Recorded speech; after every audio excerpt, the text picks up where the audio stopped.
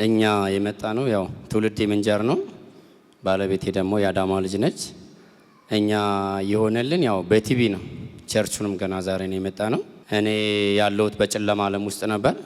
ማለት በጨለማ ዓለም ውስጥ እምነት እንዳለው ሰው ኦርቶዶክስ ነኝ። ግን ከኦርቶዶክስ ማለፌ ዘንዶ የማመልክ ሰው ስለነበርኩ ነው። ከጨለማም ጨለማ ነበርኩ ለማለት ፈልጌ ነው።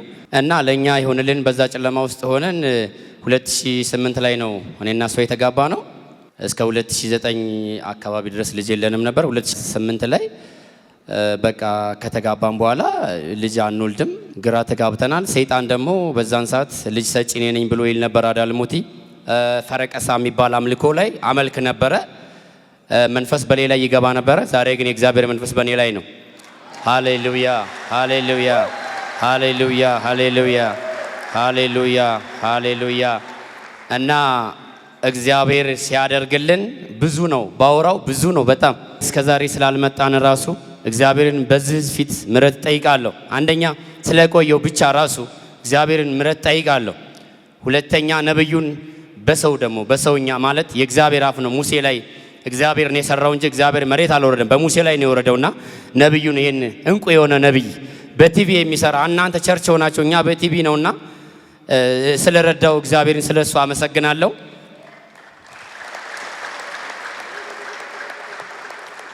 ሃሌሉያ። እና ነገሩን አጠር ሳረገው ብዙ ነው። ይሄ ቤት የሚሰራበት ቤት ነውና ሰዓት መውሰድ አልፈልግም። ሃሌሉያ። እና ወደ ሐሳቡ ስገባ እኔ ካዳሜ ነኝ። ምንጃር የሚባል አሮጌ ምንጃር የሚባል መንፈስ አካባቢ እዛ የማመልክ ሰው ነበርኩ። መስጊድ ያለው 30 ሰው 40 ሰው የሚስተናገድበት ፈረቀሳ የሚባል ላይ ሄዶ ደወሌ ላይ ተሾሞ እዛ ስንከራተት የነበርኩ። እሷን ራሱ ያገኘዋት እዛ ስፍራ ላይ መታ ነው። ካዳማ ወደ ምንጃር መታ ነው ያገኘዋት። ድንገት እንደዚህ ሳይ በቃ ልጅ አለ የሴትዮዋ አምልኮ የምታመልከው ልጅ የእሷ ልጅ ሳያት እሷን ውስጤ ተደሰተ። በቃ እችን ሰው ማግባት አለብኝ ብያልኩ።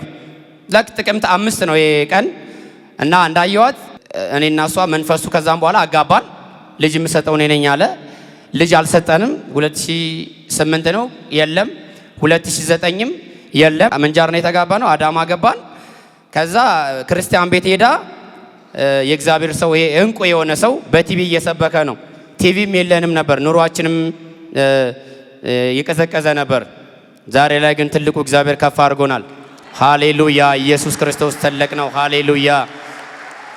አው ዘንዶ የካደመ ለምን ሞል አይገነባም? ይፈርሳል። ለምን? እግዚአብሔር ስለሚቆጣ። እግዚአብሔር ሉዓላዊ አምላክ ነው። ቀናተኛ አምላክ ነኝ ይላልና እግዚአብሔር ስለዚህ የሚቀና አምላክ ነው። ሃሌሉያ። ስሜ ትዕግስት ይባላል። ከአዳማ ነው የመጣሁት እና ትውልዴም አዳማ ነው። እና እኔ እዛ ስፍራ የእናቴ ጓደኛ ናት መጀመሪያ ይዛኝ ሄደችው። እታመም ነበር በጣም እና እታመማለሁ በጣም። እናቴ በጣም ግራ ይገባትና ምን ይሻለኛል ስትል ቆይ ይሄ ነገር ይሄ የቤተሰብ የዛር ጣጣ ስለሆነ የሆነ ቦታ አለ ወስዳታለሁ ትልና ይዛኝ ትሄዳለች። ምንጃር የሚባል ክልል አሮጌ ምንጃር ይባላል። ብዙ መስጊዶች አሉ። የማይመጣ ሰው የለም። በጣም ከብዙ ሀገር ነው ሰው የሚመጣው እና እዛ ይዛኝ ሄደች። ጫት ሰጡኝ።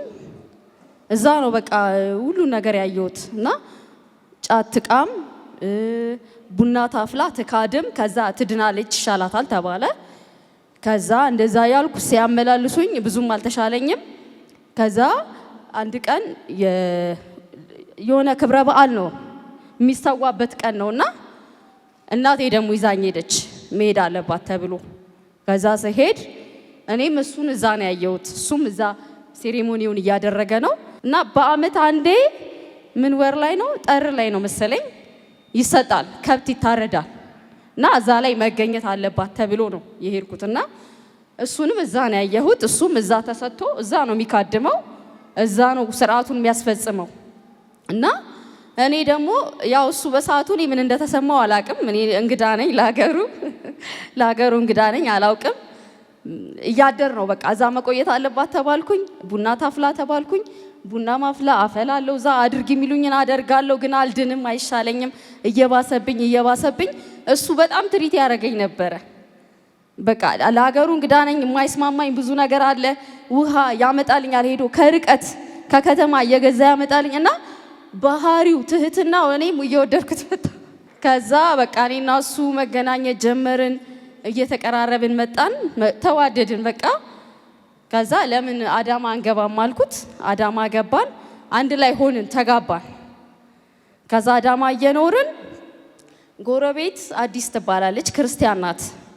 እሄዳለሁ፣ እሱ ወደ ስራ ሲሄድ ገራጅ ይሰራል፣ ወደ ስራ ሲሄድ እኔ እዛ ሄዳለሁ እና ቲቪ ታያለች። የሱራፊልን ቲቪ ከፍታ እያየች መንፈሱን አዳልሞቲ ውጣ ወሰንጋላ ውጣ እያለ ሲጸልይ እኛ እዛ ምን ሰግድለትን እንደዚህ አለ እንዴ ብዬ ደነገጥኩኝ። እውነት ኢየሱስ ጌታ ነው። ለካ እዚህ ቤት የሚረገጥ ነው፣ እዚህ ቤት የሚወጣ ነው። እኔ ደግሞ አላቅም እና በጣም ደነገጥኩ። እንደዚህም አለ እንዴ ወይኔ! አረ እንደውም ለሱ ሰጋውለት እኔ እንዴት እንደዚህ ይላል ብዬ። ከዛ ዝም ብለሽ ይው ትለኛለችና ወዲያው ደግሞ ልጅ የሌላችሁ ሆዳችሁን ጫኑ ሲል እኔ ያው ጫንኩኝ። እውነት በቃ ብዬ እስቲ ጫንኩኝ። ከዛ መጥቼ ማታ እሱ ሁሌ ሲሄድ መንፈሱ ይነግረዋል። መንፈስ አለበት በጣም ቡና ፈላለታለሁ ለሱ ራሱ ስራ ሳይሄድ ማለዳ ቡና አፍልቼ ነው የምሸኘው።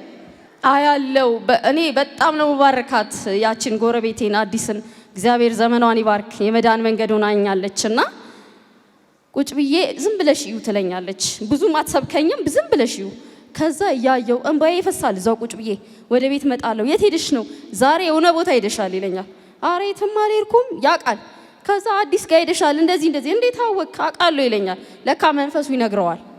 ከዛ በስንተኛው ቀን ደጋግሜ ያየውና መንፈሱን ሲያስወጣየው በቃ አረ ተሜ እንደዚህ እንደዚህ ይኸውልህ እኛ ምን ሰግድለት አዳልሞቲ በኢየሱስም ውጣ ሲባል አየሁኝ።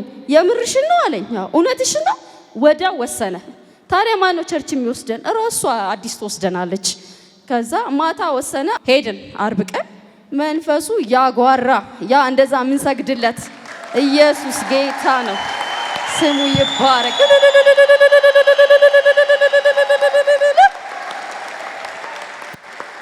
ለካ ያኔ በቲቪ እያየው ነው መንፈሱ ኦልሬዲ የተመታው። ያኔ ነው የወደቀው። ለካ ከኔ ላይ ያኔ ነው የተመታውና በፍጹም ወደዚህ ውሳኔ አስበንም አልመንም አናቅ። ጭራሽ ለወንጌል እኛ ወንጌል የሚባል አናቅም ሲጀመር እና እሱም በአንድ ቀን ወሰነ። ወዲያው መጣን፣ ጌታን አገኘን። እኔ ከዛ በኋላ ላርግዝ አላርግዝ አላቅ የሆነ ይሰማኝ ጀመር። ከዛ አረ ተቤ ምንድነው እስቲ እንታይ ብለን ስንታይ እርጉዝ ነኝ። ጌታ ስሙ ይባረክ። የተጀመረው ግን ገና ሆዳ በዚህ ቲቪ የምታየው አለ። ልጅ የሌላችሁ በስራት ውስጥ ያላችሁ እጃችሁን ወደዚህ ቲቪ ዘርጉ ሲል ዘረጋሁን። አላመንኩም። አሕዛብ ነኝ፣ ጌታን አላቅም በዛ ሰዓት እና ወዲያው ነው በሳምንት ልዩነት ነው ወደ ጌታም የመጣ ነው። ወዲያውም ነው ልጅ ያገኘ ነው። እሱ ተወለደ 2010 ላይ፣ እሷም ሚራክል ሆነች። ወዲያው በአመቱ ለካ እርጉዝ ነኝ፣ እሷንም አላቅም። እያጠባሁኝ እና የ4 ወር እርጉዝ ነኝ። ሳጠባ ያመኛል። ይሄ ነገር ምንድን ነው ብዬ ስንሄድ ተዘጋጁ ይለኛል። አልትራሳውንድ ጀማል ጋር ስነሳ እንዴ ምንድን ነው የሴት ልጅ እናትና አባት ልትሆኑ ነው። በጣም ደስ አለን። እግዚአብሔር ቀንበራችንን ሰበረው። ከዛ በኋላ እና ባለፈው ነሐሴ ላይ መመስከር አለብን። በቃ የመዳናችን መንገድ እሱ ነው፣ የልጆቻችን አባት ነው። በቃ እግዚአብሔር በሱ በኩል አግኝቶናል ብለን ነሐሴ አካባቢ ስንደውል የለም ነብዩ ውጪ ነው ተባለና ያንን እያሰብን ሶስተኛ እርጉዝ መሆኔን አላቅም አሁንም በፍጹም። ከዛ ሄጄ ስታይ 3 ወር እርጉዝ ነች ተባልኩኝ። ቲቪ እያየች ትመጣለች። እኔ በዛን ሰዓት መንፈሱ ይረብሸኝ ነበረ። እሷ ሄዳ ስመጣ እጠላት ነበረ፣ ውስጤ ይቃጠል ነበር። እኔ በየቃምኩ ወይ ደግሞ ተስራ ስመጣ እቅማለሁ፣ ቡና ካድማለሁ ቤቴ ውስጥ ራሱ አዳማ ከገባው ራሱ እና በዛን ሰዓት ወደ እኔ የሚመጣ መንፈስ ነበር። እሪ ላይ ነበር። ለምሳሌ የባብ መጥቶ ሄዶ ሲመጣ እንዲህ ተሳልሞ ሲሄድ አቅ ነበረ በዛን ታይም ላይ ማለት እና ጥቅምት ላይ ደግሞ ጥቅምት ገብርኤል ሄዶ ምሱ ይሰጣል። ይሄ አዳልሞት የሚባለው መንፈስ እዛ ይሄድና እዛ ፈረቀሳ ምድር ላይ እግዚአብሔር እንደመታው 100% እርግጠኛ ነኝ። ምክንያቱም ከዛ ድቅድቅ ጨለማ ከጠራይ እዛ ቤትኛ ቤት የሚባለው ከፈረቀሳ ሁለተኛ የሚባለው ነው። እንግዲህ እግዚአብሔር እንደሚቀጣው 100% አምናለሁ። ጥቅምት ላይ ሄደን ለገብርኤል ይሳበዋል። ከዛን እዛ ይሾማል። እንደገና ተመልሶ ሽቶ እየረጩብህ በጭራ ሽቶ ገንዳ ላይ ተደርጎ ጭራ ይረጭባል። ተሾሞ መጣው ይላል። አመት ሙሉ ተካድማለህ ማለት ነው። ሊያስፈርዱ ይመጣሉ። አጋፋሪ ሆነ ትገባለህ። በጊዜው ይመጣል። ብዙ ይዞም ይመጣል። የትኛውም እምነት ከዚህ እምነት ጴንጤ ብቻ ነው ንጹህ ሪል ነው የምናገረው።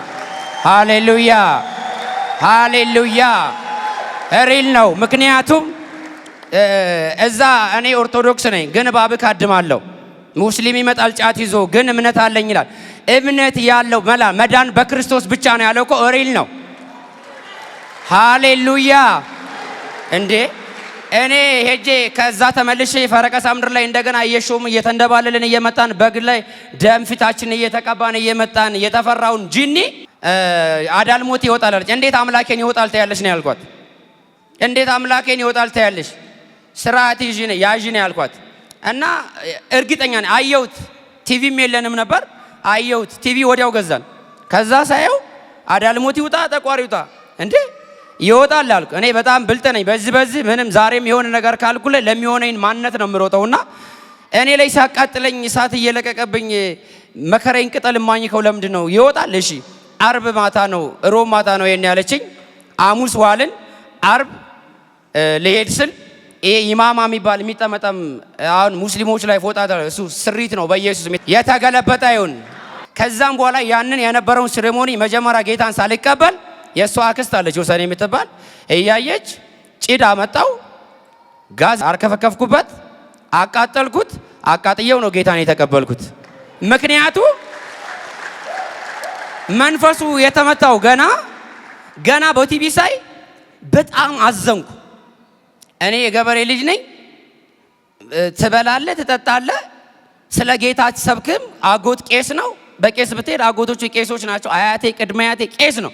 ግን ወንጌል አይነግርም፣ ይቀስፋል ተብለን ያደግ ነው። አየ የአዳልሞትን ይሰብካል፣ የወንጌልን ይደብቅባል። እኔ በዛ ስርዓት ውስጥ ስላደግኩ አዘንኩ። መጀመሪያ ለእግዚአብሔር ማለት ዛሬ ነው የምቀበለው አልኩ። ሮብ ወሰንን፣ ሐሙስ ውለን አርብ ተቀበልን ጌታን። ከዛም በኋላ ያለውን ሴሪሞኒ አክስትየዋ ኧረ እንዳያመው አለች። አክስቷ ራሱ ታውቃለች። በኋላ እንዳያመው ፎጣ ስታቃጥል ሰንደል ካለኮስክ እግርህን ሽባ አድርገህ 3 ቀን ሽንትን ሳሸና ያውልሃል። አየ እኔ ጌታን ብርሃን ያየሁት እዛ ጋ ነው። ምግብ ሳያስበላ ቅጠል ዝም ብለህ እየበላ እያዋለ የዶሮ ካላረርክ ጥፋት አጥፍታል በጋንጣ እያለ ሲያሽመደምድህ የነበረው በቲቪ ነው የሆነው። በቃ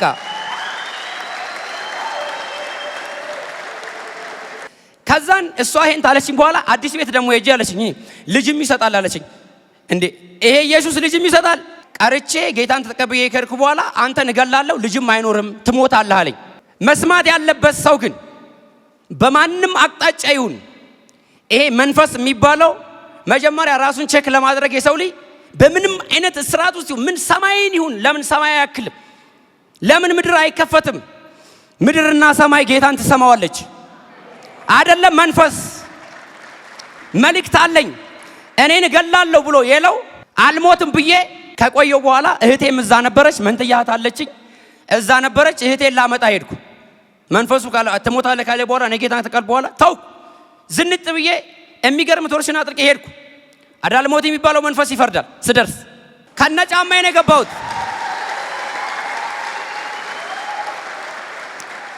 ያ በተደረደረበት ተመስገን ተቀሰፈ ይላሉ። ቀጥታ ውሃ ይዣለሁ።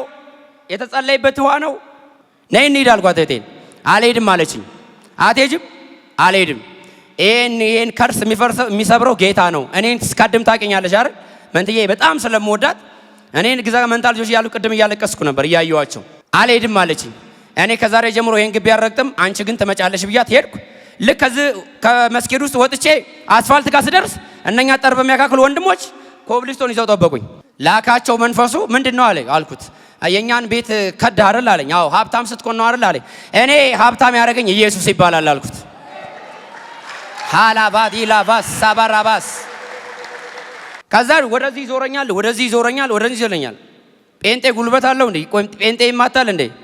እመን ጴንጤ ከወንክ በኋላ የሞትክ ሰው ነህ። የሞተ ሰው ደግሞ አይማታም። ምክንያቱም ህይወቱን ለጌታ ከሰጠ በኋላ በጥፊ ሲመጣ ቀኝ ሲመጣ ግራን ስጠው የሚለውን ስላነበብኩን አዲስ ጴንጤ እንግዲህ እንደዚህ ነው የሚያደርገኝና ከዛ ዙሪያዬን ይዞሩኛል፣ በዚህ ይዞሩኛል። ምንም ሊያደርጉኝ አልችሉም። የፈለከውን አድርግ አልኩት። አንድ ነገር ግን አልነካም አልኩት። እኔ በክርስቶስ ዛሬ እንኳን ብሞት በክርስቶስ ድኛለሁ አልኩት።